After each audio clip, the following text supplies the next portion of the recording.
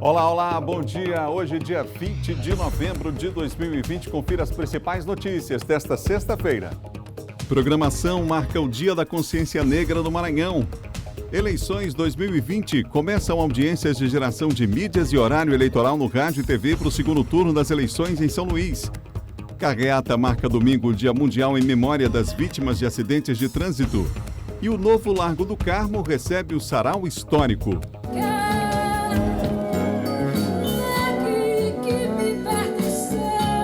Fique ligado na TV Difusora e tenha um bom dia, Maranhão.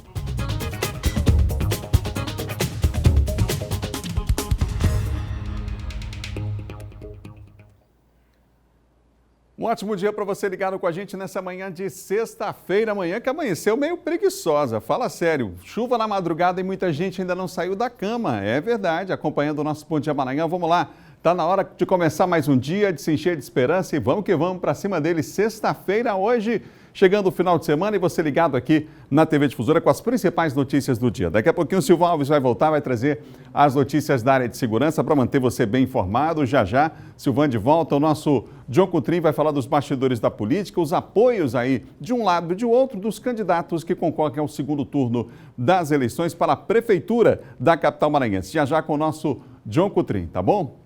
Olha, várias atividades marcam hoje o Dia da Consciência Negra aqui no estado do Maranhão. Nós vamos saber os detalhes agora com Eduardo Ericeira, que está inclusive em um local onde vai acontecer uma programação. Não é isso, Eduardo? Onde é que você está? Bom dia.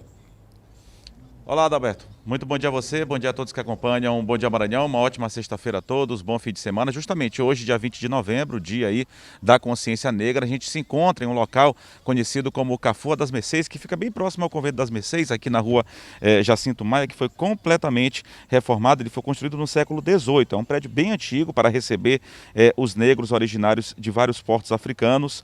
A Cafua das Mercês, localizada, como eu disse, aqui na rua Jacinto Maia, no centro histórico de São Luís, funcionou durante muitos anos como depósito de escravos vindos aí de outras cidades do Maranhão. Na década de 1970, o sobrado foi transformado em um museu e agora, 40 anos depois, o espaço passou por uma reforma completa que será entregue à população hoje, Dia da Consciência Negra, como parte das ações alusivas à Semana da Consciência Negra. Essas obras que foram executadas pela Secretaria Estadual de Cultura, a revitalização do prédio em estilo colonial, incluiu reparos na parte estrutural da edificação, incluindo a reforma integral do telhado, paredes, implantação de novos sistemas hidráulicos e elétrico e nova pintura. Vale lembrar que, como é um prédio tombado, Adalberto, telespectadores, não pôde aí ser mexido em toda a sua estrutura. Claro, ele é tombado pelo Infam, é um prédio antigo, né? Ele foi reestruturado, mas dentro dessa questão de manutenção dessas partes que não poderiam ser reformadas por conta de ser um prédio tombado, mas será inaugurado hoje como parte das comemorações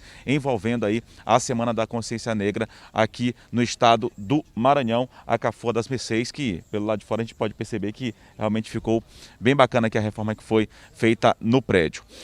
Tem também outro evento que vai acontecer no bairro do Cajueiro, aqui na zona rural da capital São Luís. Lá no bairro do Cajueiro foi onde existiu o primeiro terreiro de matriz africana, há muitos anos atrás, no bairro do Cajueiro, aqui na zona rural da capital maranhense. Por lá também vai acontecer às 9 horas da manhã um evento também relacionado ao Dia da Consciência Negra, hoje 20 de novembro, até porque lá foi onde surgiu esse primeiro terreiro, o Terreiro do Egito, lá no bairro do Cajueiro, na zona rural de São Luís. Por lá serão colocadas placas, lembrando, né, como forma de memorizar que lá surgiu esse primeiro terreiro de matriz africana aqui no estado do Maranhão. Então serão colocadas placas, serão colocadas pedras que vão marcar, aí vão determinar esse território, vão marcar esse território como forma aí até de lembrança, né, de tudo que aconteceu, de tudo que existiu nessa área.Esse evento acontece às 9 horas da manhã, como eu disse, no bairro do Cajueiro, e foi um evento, uma solenidade que foi articulada por várias secretarias, entre elas a Secretaria de Estado dos Direitos Humanos e Participação Popular, também a Secretaria Extraordinária de Igualdade Racial, a Secretaria também de Cultura, a Prefeitura de São Luís e as casas aí descendentes do terreiro. A gente volta com você, Adalberto Melo.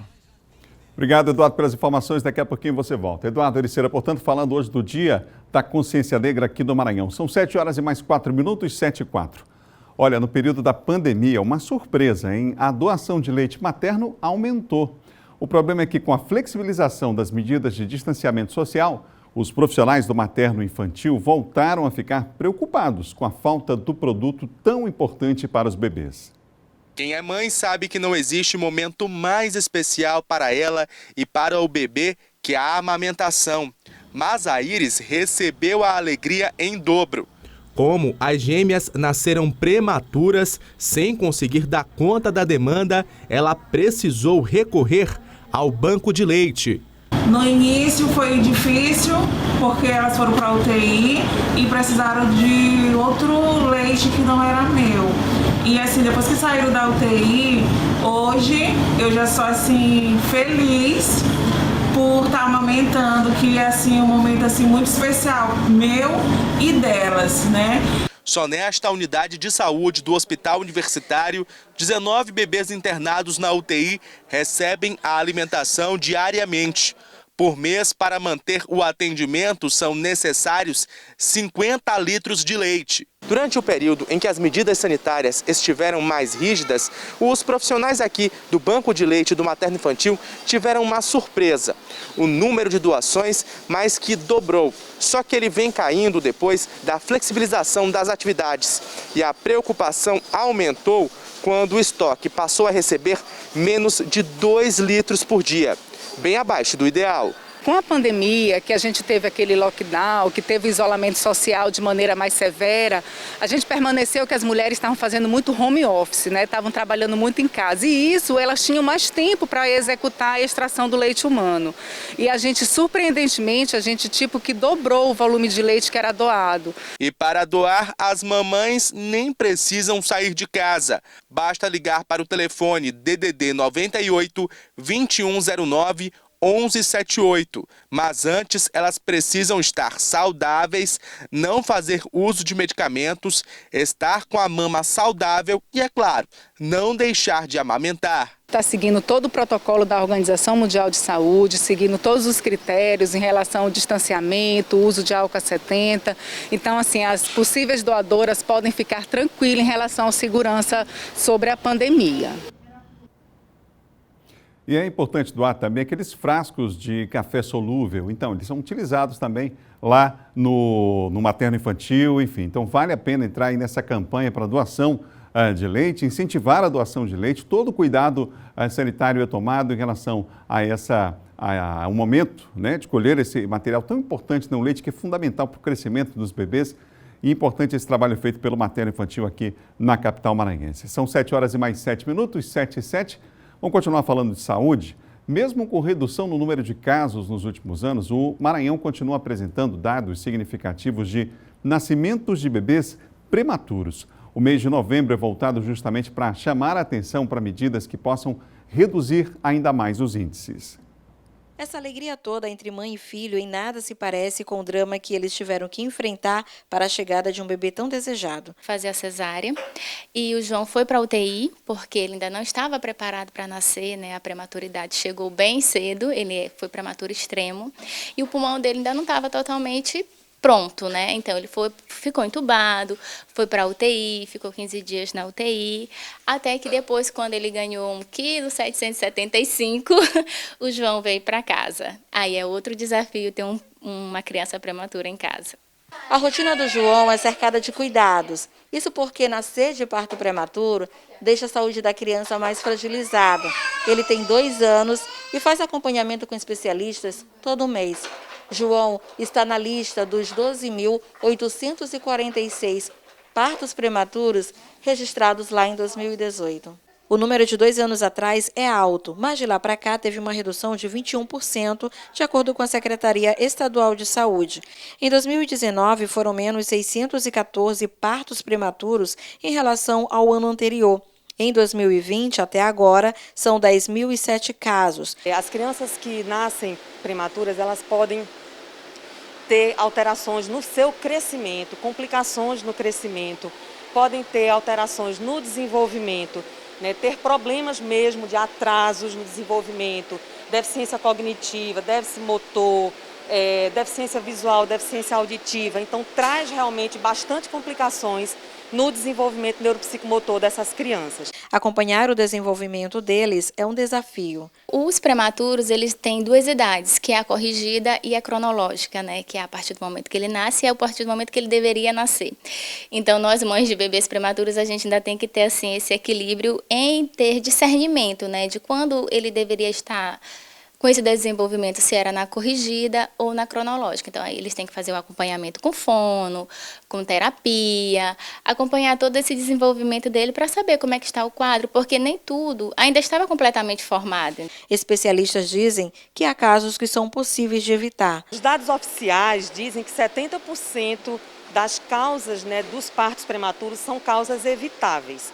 Então, a gente pode sim, né, tentar evitar esses partos prematuros. Como que a gente pode fazer isso? A gente pode melhorar a assistência perinatal de uma maneira geral. Novembro é considerado o mês roxo pela redução de partos prematuros. No mundo, cerca de 15 milhões de bebês nascem antes dos 9 meses, todo ano. Um drama que pode ser superado com cuidados médicos e muito amor, para ajudar esses pequeninos que já começam a vida lutando por ela. Parabéns, Abel, aí pela reportagem, né? São 7 horas e mais 11 minutos, 7h11. Nós vamos agora à Imperatriz com o Geisel Nascimento, saber qual o destaque do dia lá na região Tocantina. Geisel hoje não está na rua não, está no estúdio. Aqui muita chuva, Geisel, na madrugada. A Imperatriz, como é que está o tempo? Aqui começou nublado. Bom dia para você, Adalberto, bom dia a todos. O clima está gostoso. Hoje dá para ficar tranquilo, hoje sexta-feira, aqui em Imperatriz e na região Tocantina. A previsão é que vai esquentar mais tarde. E as notícias de hoje, que hoje, sexta-feira, dia 20 de novembro de 2020, tem o último dia da 18ª Semana de Consciência Negra 2020 aqui em Imperatriz. Hoje é sexta-feira, a programação é a seguinte: daqui a pouco, 8 horas da manhã, vai ter o café da manhã na casa da Rose Freitas.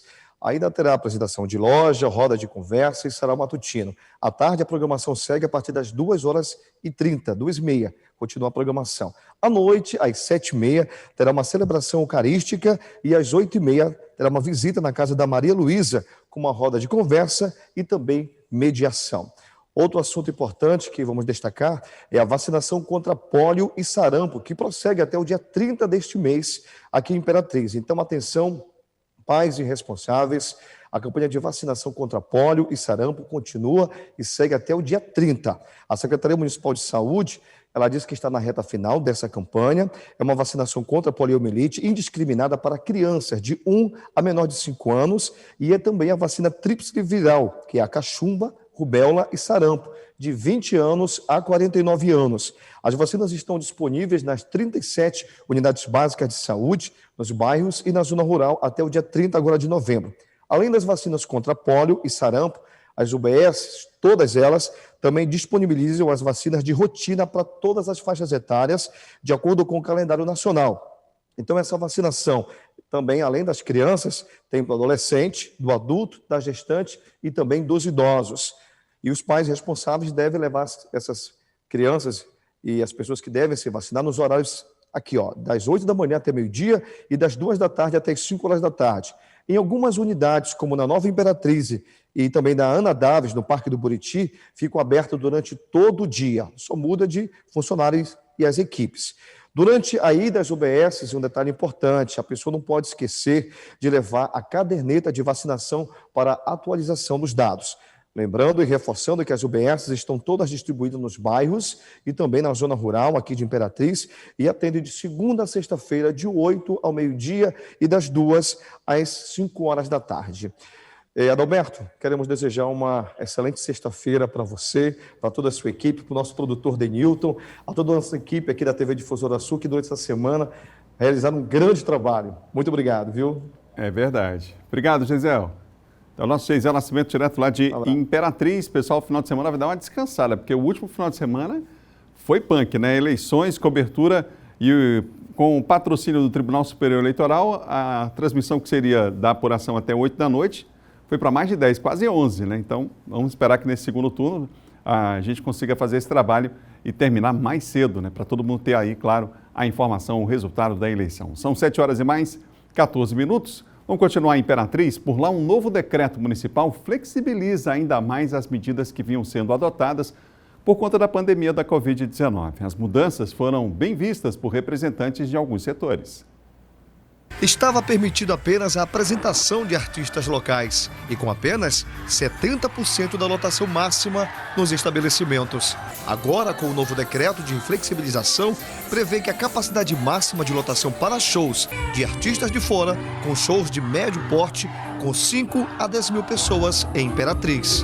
Para este produtor de eventos de Imperatriz, essa flexibilização para shows foi uma boa notícia. A área do show está sofrendo muito, a pandemia, o novo coronavírus deixou a gente aí parado e a gente está muito feliz com esse resultado aí dessa nova flexibilidade aí do decreto. Já os templos religiosos estão liberados sem restrição de número de pessoas, desde que todos continuem observando as regras básicas, como o uso obrigatório de máscaras, disponibilidade do álcool em gel e o distanciamento social. Os menores números foi agora a primeira quinzena de novembro, tanto em números de casos diagnosticados por exames laboratoriais, quanto também por números de casos ativos na cidade. Os menores números, foi uma queda de quase 90%.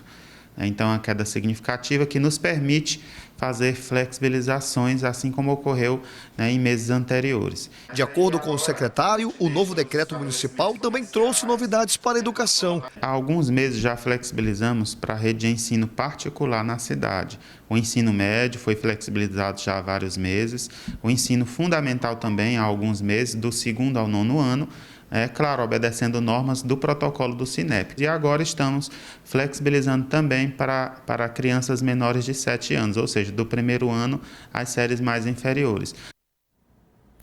São 7 horas e mais 16 minutos e é hora de conferir os números atualizados da Covid-19 do Maranhão. Vem comigo, a gente vai mostrar na tela para você os números da Secretaria de Estado da Saúde. Saiu ontem à noite esse relatório, é o boletim epidemiológico. 190.641 são os casos confirmados, 183.618 os casos recuperados.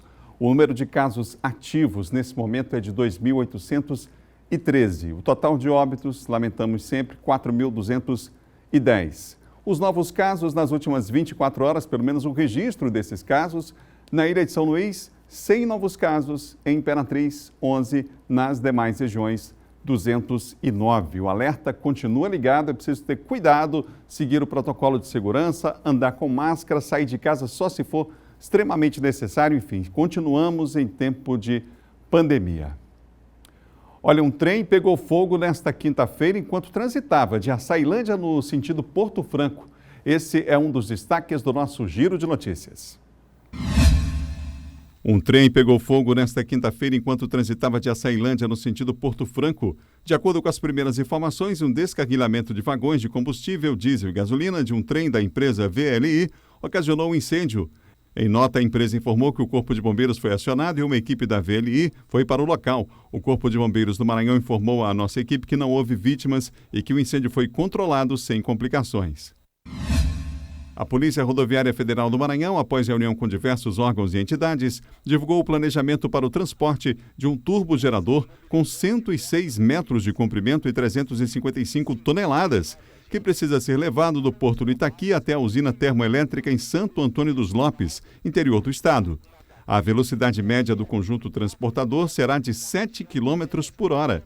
O trecho a ser percorrido do Porto do Itaqui até a usina em Santo Antônio dos Lopes é de aproximadamente 300 quilômetros, com previsão inicial de 15 dias para a conclusão do percurso.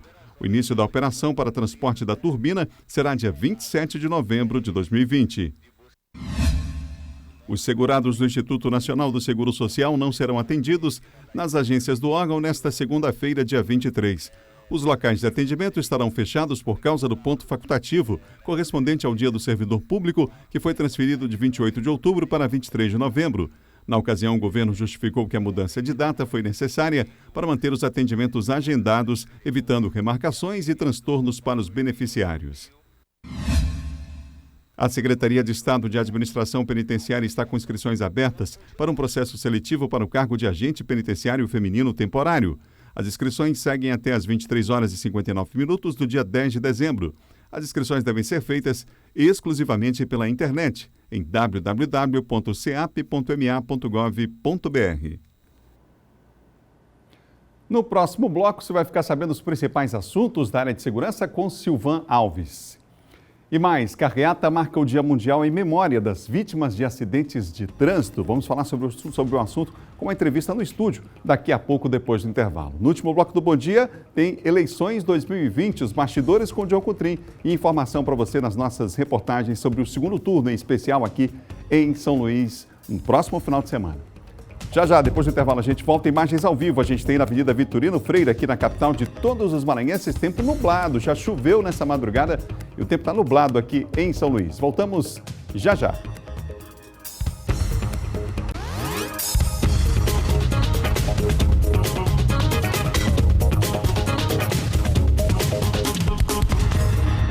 Já voltamos com o Bom Dia Maranhão ao vivo para todo o estado. São 7 horas e mais 23 minutos. Não perca a hora, 7h23. Voltamos agora para falar de segurança.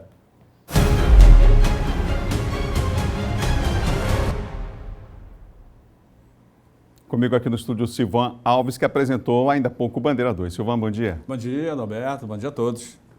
Ô Silvan, a gente vai falar sobre o caso de bandidos que integram uma facção criminosa e postaram um vídeo nas redes sociais onde eles aparecem percorrendo um trecho da Rua do Arame, no bairro da Vila Embratel. Conta pra gente os detalhes disso, Silvan.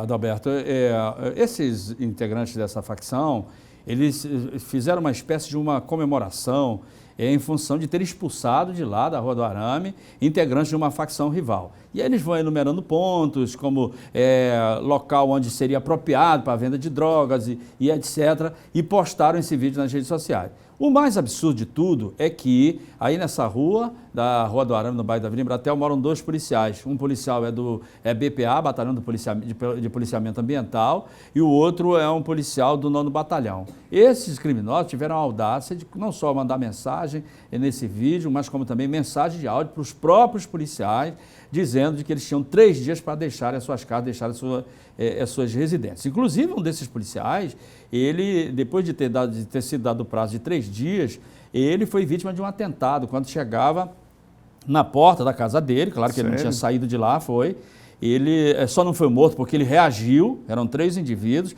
que atiraram contra ele, ele reagiu também, trocou tiro com esses bandidos, com esses criminosos, e aí, por medida de segurança, ele já está na casa de familiares, porque viu que a ameaça realmente era verídica e fazia sentido. Que ponto chega a ousadia, né, Silvan? Infelizmente. Você já acompanha há muito tempo essa área de segurança, essa área policial.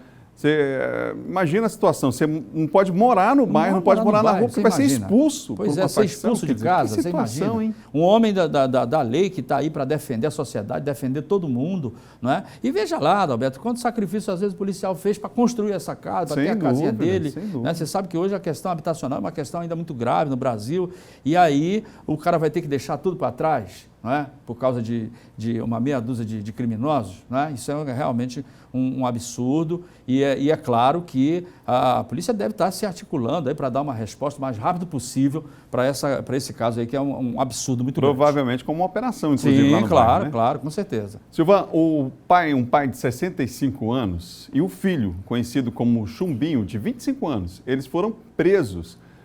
Qual foi a razão da prisão de pai e filho, hein, Silvan? Olha, eles foram denunciados, haviam várias ligações para a delegacia lá do município de São José de Ribamar, dizendo que eles comandavam o tráfico de drogas lá naquela região, lá da Vila Rosiana Sarney. A polícia foi lá, realmente constatou, não é, que havia movimentação e encontrou vários objetos sem procedência, como essas bicicletas, botijão de gás, caixa acústica, assim como também vários objetos que foram encontrados lá, como dinheiro trocado, balança de precisão, e eles acabaram sendo levados para a delegacia para serem autuados em flagrante. O pai, de 65, o Chumbinho pai e o Chumbinho filho acabaram sendo autuados em flagrante por tráfico de droga, porque havia também muito dinheiro trocado, além da balança de precisão e algumas quantidades fracionadas de droga que foram encontradas lá na casa deles.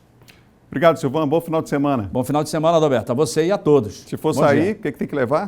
Máscara e higienização também importante, né? Com álcool em gel. Exatamente. Máscara de 2 horas trocando. Isso, trocando, exatamente. Fazendo sempre a troca da máscara. Obrigado, Silvan. Perfeito. Bom dia, Adalberto. Bom dia a você, bom dia a todos. Silvan Alves, que na segunda-feira vai estar de volta aqui na madrugada com toda a sua equipe preparando o Bandeira 2. São 7 horas e mais 27 minutos. 7h27. A gente falou ainda há pouco que aqui em São Luís, na capital, amanheceu chovendo, né? Hoje, ontem à noite já, chuva na madrugada também, chuva intensa. E a gente vai agora saber como é que fica o tempo em algumas cidades aqui no Maranhão. Lá para a região Tocantina, a chuva já chegou e faz tempo.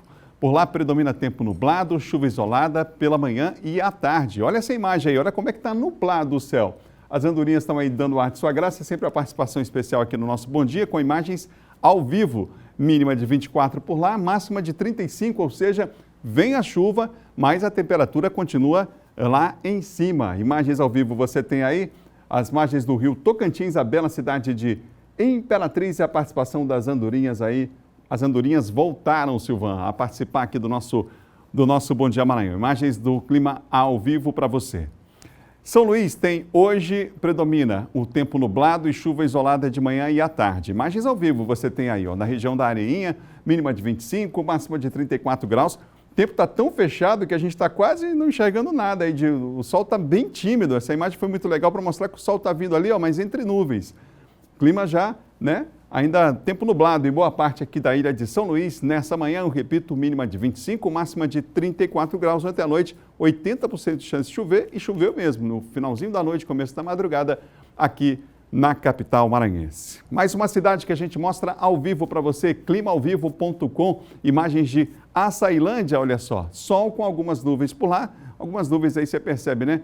Nubladas, chove rápido durante o dia e chove também à noite, hein? A mínima é 25, a máxima é 30 graus e a gente abraça os amigos aí em Açailândia. Imagem agora, as pessoas levantando, indo para o trabalho, né? O trânsito ainda mais tranquilo nessa manhã em Açailândia. A gente abraça os amigos aí de toda a região acompanhando o nosso Bom Dia Maranhão. Imagens ao vivo você tem aqui de várias cidades com o clima, a temperatura e a gente agora mostra para você a previsão do tempo. Em mais 3 cidades, a gente já mostrou 3, tem mais 3 para mostrar para você, são 7h29 e a gente começa mostrando Caxias com o predomínio de tempo nublado, chuva isolada pela manhã, a mínima de 26 e a máxima 38. Aquilo que eu falei, temperatura continua lá em cima. Nos Lençóis Maranhenses, Barreirinhas, predomina tempo nublado, chuva isolada pela manhã, 25 de mínima, 37 de máxima. É muito quente, gente. Em Barra do Corda, a temperatura vai diminuir um pouquinho. Por lá predomina o tempo nublado, pancadas esparsas de chuva pela manhã e também à tarde, mínima de 23, máxima de 34 graus em Barra do Corda, acompanhando a nossa programação aqui na TV Difusora. O Maranhão registrou esse ano 910 mortes por acidente de trânsito, 142 delas somente na capital. A combinação entre álcool e direção, infelizmente, continua sendo uma das principais causas de mortes e acidentes. Mesmo assim, muita gente aí continua insistindo nessa prática criminosa.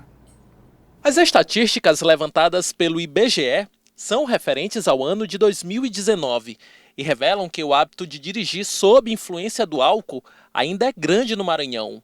Pelo menos 27,4% das pessoas com 18 anos ou mais afirmaram ter cometido esse tipo de infração no ano passado. Esse número pode estar subestimado, com certeza, e o problema também são as consequências, né? As pessoas saem, ou a pessoa já teve um acidente de trânsito, ou conhece alguém que tem um acidente de trânsito, que já teve um acidente de trânsito com alguma repercussão. Pode ser acidente leve, mas pode ser também acidentes mais graves. Esse comportamento de parte dos condutores é extremamente perigoso. A combinação de álcool e direção pode resultar em acidentes graves, e as consequências, muitas vezes, podem ser irreversíveis. Quando não ficam com lesões permanentes, as vítimas acabam morrendo. A gente, quando faz aqui o exame da junta médica, né, que são pessoas com deficiência física, a gente vê que a grande maioria que vem com deficiência adquirida é por acidente de trânsito. Então, teve um álcool, uma direção aí, um acidente de moto, ou então o carro bateu numa moto, o carro atropelou. É uma coisa que é muito triste, porque é uma coisa que não tem como reverter, que você muda a vida da pessoa para sempre. E é uma coisa tão simples, né? Era só não misturar os dois, que evitaria isso. No Brasil, os resultados da pesquisa do IBGE indicam uma prevalência de consumo abusivo de álcool de 17,1%. Nesse quesito, o Maranhão alcançou o resultado semelhante da média brasileira, 16%, uma situação preocupante. Segundo dados do Detran do Maranhão, dirigir sob influência do álcool está entre as principais infrações registradas em 2020. Só nesse ano ocorreram no estado 544 autuações após os flagrantes. Pois é, e domingo é o Dia Mundial em Memória das Vítimas de Acidentes de Trânsito. Sobre o assunto eu converso agora com o Lorival da Cunha Souza, que é presidente da SOS Vidas pela Paz no Trânsito, que realiza inclusive uma carreata para marcar a data aqui na capital. Lorival, seja bem-vindo aqui ao Bom Dia, obrigado pela entrevista. Obrigado, bom dia a todos. Bom, a gente tem os dados aqui oficiais da Secretaria Municipal de Saúde, são mais de 8 mortes por mês no trânsito. E aí a gente vê essa reportagem falando sobre a combinação álcool e direção ainda causando mortes. Quando se vê esses números, não dá a sensação de estar enxugando gelo, apesar de que é fundamental essa atividade da educação no trânsito e de entidades como o SOS Vida, campanhas como essa, por exemplo, realizada pela maçonaria? Pois é, essa questão do trânsito tem que haver realmente um investimento forte na questão da educação para o trânsito, né? Da pré-escola ao ensino superior, conforme prescreve o Código de Trânsito Brasileiro. A fiscalização ela deve ser realmente a cada dia mais ampliada, porque os resultados realmente são constatados por todos nós todos os dias. Então, o diagnóstico é feito, o remédio é isso, é a educação que traz resultado a médio prazo e uma fiscalização mais ampliada, abrangente em todo o nosso estado. A gente tem situações aqui, por exemplo, com acidentes de morte. O próprio DPVAT, né, aqueles números do DPVAT, dão um sinal, um alerta em relação ao que está acontecendo no estado. Os leitos também, né, já que é um problema de saúde pública, mostram claramente que no período da pandemia, né, do lockdown, no período daquele mais sério da pandemia, ali no começo de abril, né, os primeiros meses do ano, uma diminuição significativa. Flexibilizaram essa situação, volta a crescer o número de acidentes. Quer dizer, principalmente motocicletas. Eu tenho aqui um dado do Maranhão, 1.193 mortes, dos quais 563 motociclistas, é quase 50%. Quer dizer, há necessidade de uma ação, inclusive específica nessa área, não? Sem dúvida. Se a violência no trânsito como um todo é uma epidemia, quando se segmenta para o modal motocicleta, aí a coisa piora mais ainda. Na média nacional, são 35% de todos os mortos no trânsito são motociclistas. No Maranhão, esse percentual varia, tem sido assim nos últimos 5 anos, de 47% a 52%. Então, tem que ter uma política pública intensa em relação aos motociclistas. Só o ano passado, aqui no Maranhão, foram 400... Aliás, esse ano já, de 2020, de janeiro a setembro, foram 434 motociclistas. Então, a campanha SOS Vida iniciou, inclusive, um trabalho com o Pacto pela Paz da Secretaria de Segurança Pública e com algumas autoescolas no sentido de nós iniciarmos um trabalho no sentido de educar os motociclistas. Essa educação tem que começar cada vez mais cedo. Eu lembro que, por exemplo, na escola, as crianças, quando vêm de uma atividade externa, seja no Detran ou em outro lugar, ou na própria escola, elas já comentam com os pais no carro. Na hora de buscar na escola, já vem comentando algumas situações e apontando até quando os pais erram em alguma ação no trânsito. Ou seja, está provado, quer dizer, todos os países aí que avançaram nessa direção começaram, sim, desde cedo, né? Quanto mais cedo, melhor. É fundamental, é fundamental. O melhor período para esse aprendizado é exatamente esse período da infância, do início da adolescência, né, enquanto criança, para poder receber esse aprendizado. Porque a criança, ela aprende, ela repreende qualquer que seja o condutor que cometa uma infração, como utilizar o celular, né, não colocar o cinto de segurança, não obedecer um sinal vermelho. É fundamental a educação da pré-escola ao ensino superior.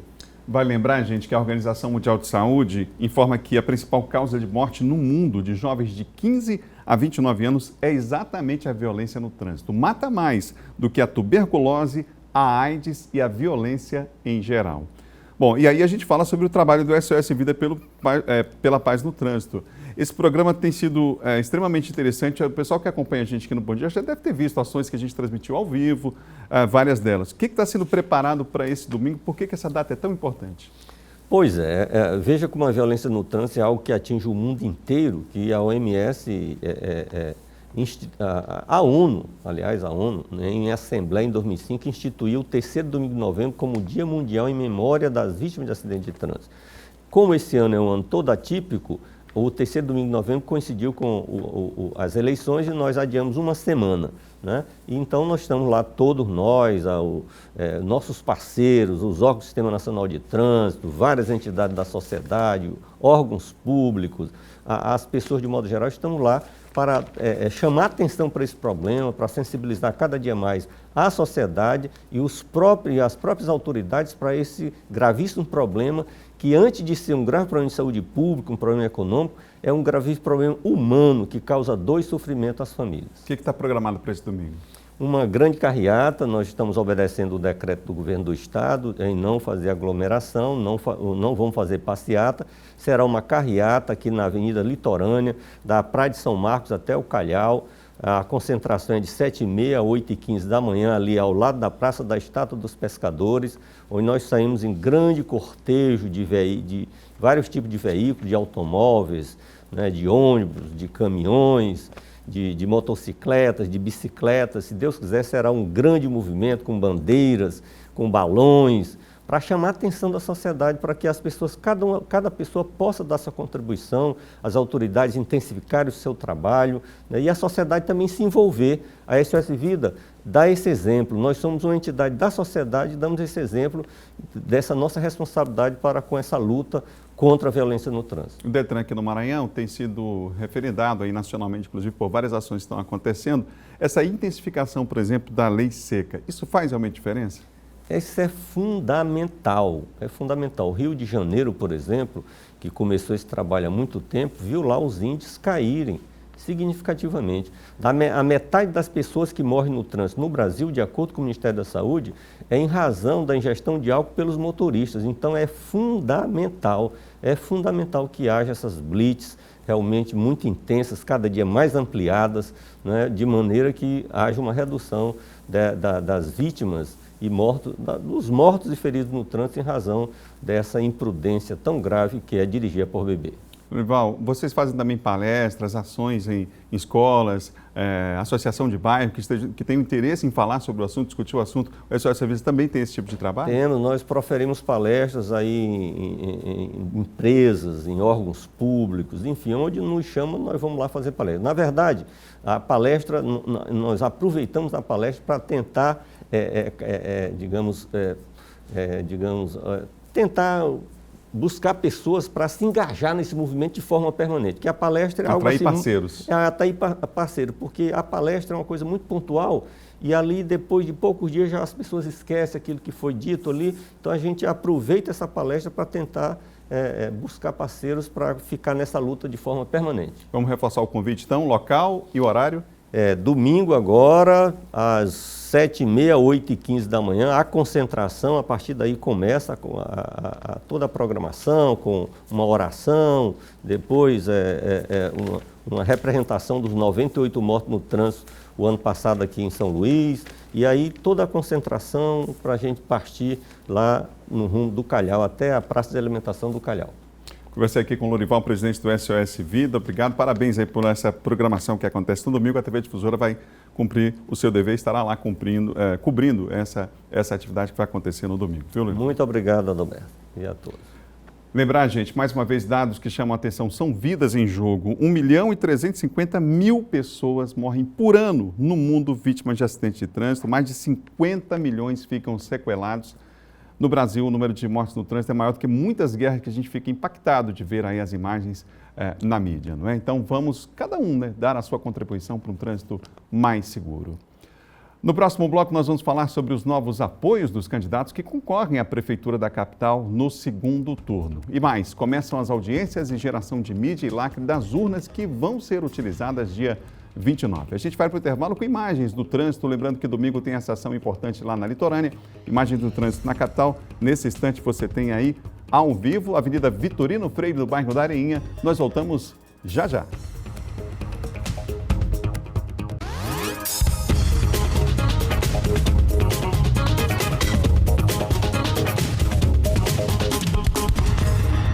Estamos de volta com o Bom Dia Maranhão, são 7h44. Um abraço para Núbia Lafayette, tem nome de artista, né? A Lenise Costa, a Paraguaci Mendonça, o Francisco José Carvalho Chaves, ligados com a gente no Facebook das nossas plataformas digitais. Vamos falar de eleições 2020?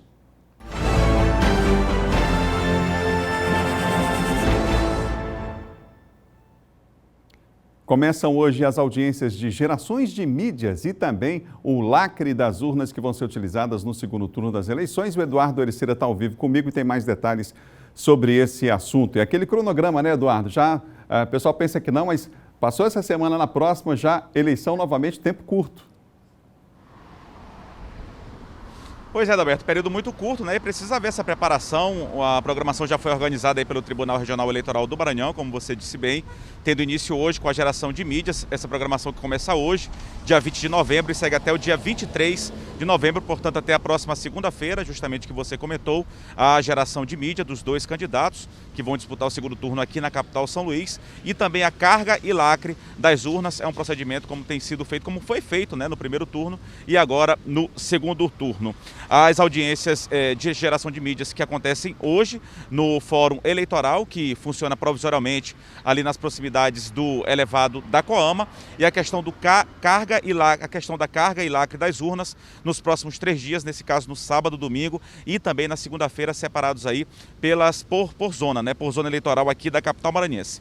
A questão da geração de mídias acontecendo no Fórum Eleitoral e carga e lacre das urnas, que acontece na Central das Urnas, que fica no bairro do São Cristóvão, aqui em São Luís. Como eu disse, separado aí por dia, amanhã, dia 21, sábado, primeira e segunda zonas aqui da capital maranhense, dia 22 no domingo, terceira e 10ª zonas, e no último dia, já na segunda-feira, dia 23, 66ª e 89ª zonas eleitorais aqui da capital maranhense. A gente lembra que hoje também, processo muito rápido, né, Adalberto? Como você disse, a eleição já é no próximo, nesse domingo, no outro, dia 29 de novembro, e tem início hoje a propaganda eleitoral no rádio e na TV. Inclusive, a gente preparou aí um material para que as pessoas, os nossos telespectadores, possam acompanhar, tendo início hoje o horário eleitoral gratuito no rádio e na TV, com os candidatos à Prefeitura de São Luís que disputam o segundo turno das eleições. O Eduardo Brade, do Podemos, e também o Duarte Júnior, do Republicanos. A propaganda segue até o dia 27, o tempo em rede e em sessões vai ser de 10 minutos cada, e a veiculação inicia pelo candidato mais votado no primeiro turno, nesse caso aqui em São Luís, o candidato Eduardo Brade, do Podemos, com a alternância da ordem a passar aí dos dias. No rádio, as transmissões serão das 7 horas da manhã até as 7h10, 10 minutos, separados aí 5 minutos para cada candidato, e do meio-dia até o meio-dia e 10, isso no rádio. Na televisão, o horário eleitoral está marcado para as 13 horas até as 13h10, isso a primeira sessão, e também das 8h30 da noite até as 8h40 da noite, também separado aí da mesma forma para cada candidato. 5 minutos para o candidato Eduardo Brade, 5 minutos para o candidato Duarte Júnior. Isso tanto na rádio quanto na televisão, para que as pessoas possam, é importante, né? Claro que o eleitor continue acompanhando para ver as propostas dos candidatos para a Prefeitura de São Luís no próximo mandato, que a gente lembra que será de 2021 até 2024, aqui para a capital maranhense. A gente volta com você, Adalberto, desejando uma ótima sexta-feira e, claro, um ótimo fim de semana a todos que acompanham aqui o Bom Dia Maranhão. Valeu, Eduardo. Bom final de semana para você também. Eduardo Ericeira, são 7 horas e 48 minutos, 7h48. Veja agora a agenda dos candidatos à Prefeitura da capital para essa sexta-feira. Duarte Júnior pela manhã faz panfletagem no terminal da Coab, entrevista à emissora de TV, caminhada na Vila Lobão e caminhada no Jardim América. À tarde, caminhada na Jordão e caminhada na Vila Esperança.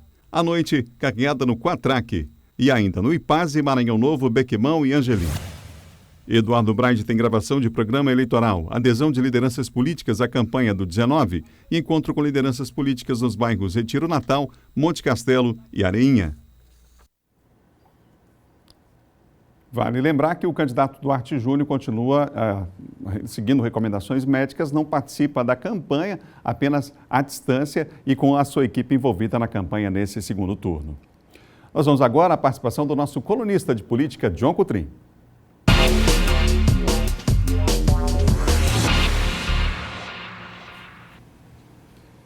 Bom dia, John. Bom dia, Adalberto. Bom dia a todos. Vamos zerar a nossa pauta da semana. O assunto não poderia ser outro. Você já falou ontem, anteontem também, não poderia ser diferente.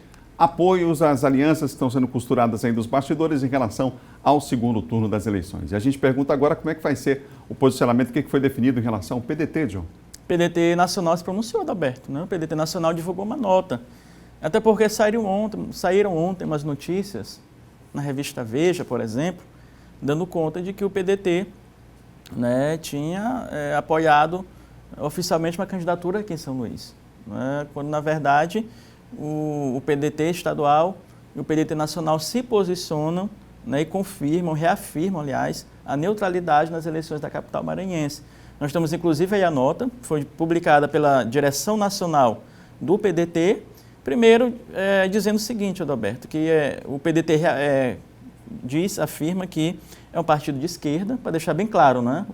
O PDT é um partido de esquerda e que segue em oposição ao que representa aí o presidente Bolsonaro, né? Essa direita radical, conservadorismo. E o PDT deixa isso bem claro no começo logo da nota.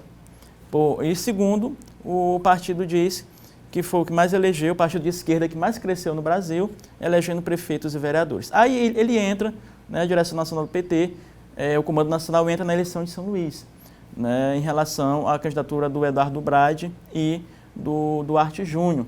A nota diz que, em relação ao Eduardo Brade ser bolsonarista ou não, o candidato que até agora não se pronunciou sobre isso, que tem que falar, não é? E o PDT ainda diz na nota que o outro candidato, na verdade o Duarte Júnior, que está afiliado ao Partido Republicanos, que é o partido dos filhos do presidente Bolsonaro. Diz isso o PDT na nota. E, por fim, reafirma, né, que está alinhado ao governo Flávio Dino, que ajudou a eleger, ou seja, não há nenhum tipo de defecção do PDT com o governo Flávio Dino, segundo a direção nacional do partido, e a agremiação aqui continua apoiando, né, o governador, continua fazendo parte da sua base aliada. Então é o seguinte, o PDT, portanto, confirma, Adalberto, direção nacional se pronunciando a neutralidade nas eleições aqui em São Luís. Neutralidade. É claro que, importante destacar, como há uma neutralidade, mas o partido liberou seus filiados, alguns vereadores apoiam a candidatura do Eduardo Brade e outros apoiam a candidatura do Duarte Júnior. Por exemplo, vamos lá, vereador Osmar Filho, vereador Raimundo Penha e vereador Nato Júnior, os 3 vereadores eleitos do PDT aqui em São Luís, apoiam a candidatura do Eduardo Brade. Por sua vez, Adalberto, o vereador Ivaldo Rodrigues, que não se elegeu, mas é vereador, teve uma votação boa, os deputados Rafael Leitoa e Ricardo Rios, ambos do PDT, já declararam ontem apoio ao Duarte Júnior. Ou seja, então, né, o partido se mantém neutro, mas alguns filiados decidiram por optar por algumas candidaturas entre Eduardo Brade e Duarte Júnior. Mas o próprio senador Everton também, a direção nacional, assim como a direção estadual, e o senador Everton se mantém, né, na posição de neutralidade aqui na campanha, né, nas eleições de São Luís, Adalberto. João, vamos falar agora sobre aqueles que foram candidatos aí à Prefeitura de São Luís e que agora precisaram se posicionar em relação ao segundo turno. Quem vai com o Eduardo Brade, quem vai com o Duarte Júnior? O que foi definido ontem? A gente vem já informando aqui, né, todos os dias ao longo da semana. Mas ontem o que ficou definido? Ontem, por exemplo, o Rubens Pereira Júnior, que foi candidato a prefeito do PCdoB, e o Bira do Pinaré, que foi candidato a prefeito do PSB, fizeram um ato e declararam apoio, né, ao Duarte Júnior, que é o candidato dos republicanos, que é apoiado pelo grupo, né, no segundo turno de membros do governo Flávio Dino, do próprio governador Flávio Dino. Então, eles optaram por apoiar o Duarte, então o Rubens e o próprio Bira estarão com o Duarte neste segundo turno. O Rubens relevou, inclusive, aquela observação feita pelo Duarte, né? Isso. No primeiro turno, em relação ao pai dele. O Duarte, no primeiro turno, a gente mostrou aqui, inclusive, fez alguns ataques, né, ao próprio pai do Rubens Pereira Júnior, que na época estava internado com Covid, né, disse que ele era ficha suja, atacou o Rubens Pereira, mas o Rubens disse ontem que aceitou as desculpas do Duarte Júnior, né, aceitou as desculpas e, portanto, vai apoiá-lo. Em relação aos outros candidatos, por exemplo, o Silvio Antônio. O Silvio Antônio tem uma votação boa, né, candidato do PRTB, declarou apoio ontem ao Eduardo Brade. Então, o Silvio Antônio estará com o Eduardo Brade. O Elton do Curso, que seria candidato a prefeito, mas não pôde. Ontem ele disse que deixa todas as desavenças de lado, Adalberto, e apoia o candidato Eduardo Brade. A gente sabe que no primeiro turno houve várias, né, críticas do candidato Wellington ao Eduardo Braz, não tanto Eduardo Braz, mas por conta do grupo que acabou defenestrando a candidatura dele. Mas ele disse, por amor a São Luís, para a reconstrução da cidade e deixando das diferenças de lado, ele apoiará, né, o Eduardo Braz no segundo turno, o Wellington do Curso. Então, praticamente definindo todos os candidatos, você pode perguntar, e o Frank Douglas? O partido Franklin declarou voto nulo aqui na capital, né? Voto nulo. Eles não optarão por nenhum dos dois, o Frank Douglas, o PSOL, e votará nulo, portanto, definindo todos os candidatos do primeiro turno. Obrigado, John. Até segunda. Até segunda. John Coutrinho, nosso colunista de política aqui do Bom Dia. Olha, o complexo formado pelo novo Largo do Carmo, a Rua de Nazaré e a Praça João Lisboa, recentemente entregues, esse complexo recebeu ontem pela primeira vez o Sarau Histórico, e a gente vai ver na reportagem. Dessa vez, as lendas conhecidas pelos ludovicenses foram contadas por duas personagens que são nada mais nada menos que sobrinhas de Daniel de Latouche, um dos fundadores da capital. Carola e Camille viajaram pela história de São Luís sem sair do Largo do Carmo. A Cida fazia um passeio turístico, percebeu a movimentação e resolveu dar uma parada. Tá muito gostoso, já rodei por tudo aí, por causa da cultura, né, que está bem exposta pra gente. E a cidade é muito bonita. O projeto, realizado pela Secretaria Municipal de Turismo, começou em 2015 e já foi assistido por milhares de espectadores pelos espaços públicos que passou. Em cada apresentação, uma novidade. Um grupo de teatro diferente dá vida à encenação, que teve até a Manguda, lenda que assombrava os moradores da ilha. A pandemia fez com que o espetáculo sofresse adaptações. O formato em função da pandemia, mas a essência se mantém, que é contar a história da cidade e reviver o passado no presente. Então estamos aqui, presente com todos e abraçando todos os encantos dessa cidade. É uma importante ação da Prefeitura de São Luís, exemplo do Passeio Serenata, da Feirinha São Luís, que nós temos aos domingos, nesse processo de revitalização do centro da cidade, onde nós estamos trazendo as famílias de volta, né? E também um espaço importante para os turistas que chegam à nossa cidade poderem conhecer e também participar de momentos importantes igual a este que nós estamos vivendo aqui neste lugar. A última edição vai ser realizada no próximo dia 12 de dezembro. Até lá, o Sarau vai continuar visitando praças do Centro Histórico. Quem viu garante que mesmo no meio da semana é uma oportunidade de conhecer um pouco mais da nossa cidade. A gente precisava desses eventos para revitalizar, né, e trazer o público para essa área que estava abandonada, né? No desejo da paixão que me alucina, vou me embrenhar nesta mata só porque existe uma cascata que tem água cristalina. Daí então vou te amar com sede, na grama, na rede, onde você quiser. Muito legal, e a gente espera que o próximo prefeito dê continuidade às boas ações da administração anterior. Essa área cultural, muito boa, o Sarau é fantástico. O Bom Dia termina agora, outras notícias você confere no portal MA10. Para você, tudo de bom, bom final de semana, se cuide, até segunda a gente se encontra depois do Bandeira 2. Fique aí com mais um pouquinho do Sarau Histórico no Largo do Carmo. Tchau, tchau, até segunda. Esse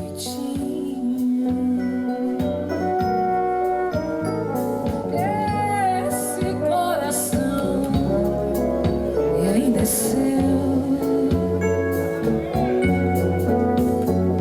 Chega e o meu pranto é covardia.